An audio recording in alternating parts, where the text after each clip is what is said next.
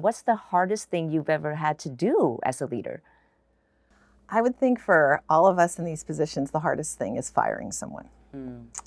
And I think the risk is always when you know someone's not the right person for a role is waiting too long, because the cost to an organization actually is meaningful. One of the most important things that we can do is have the right people in the right roles.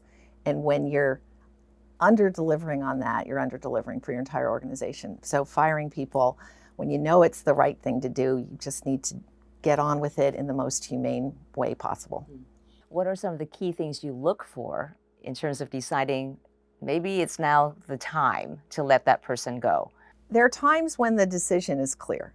And I'm not talking about those times. If you have someone who can't perform or is a leader who's discordant, I'm not talking about that.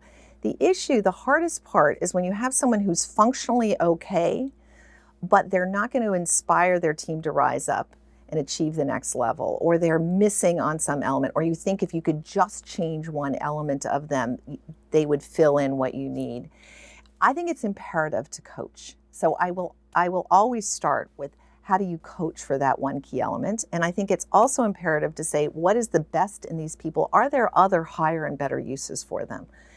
But the issue becomes when you want someone in the role because they're functionally delivering certain elements, but they're a bottleneck for unlocking really the energy and talent in the rest of the group. And that's when it becomes challenging and difficult. But as I said, I think if you ask most people, the biggest mistake is waiting too long once you know that you need to move on.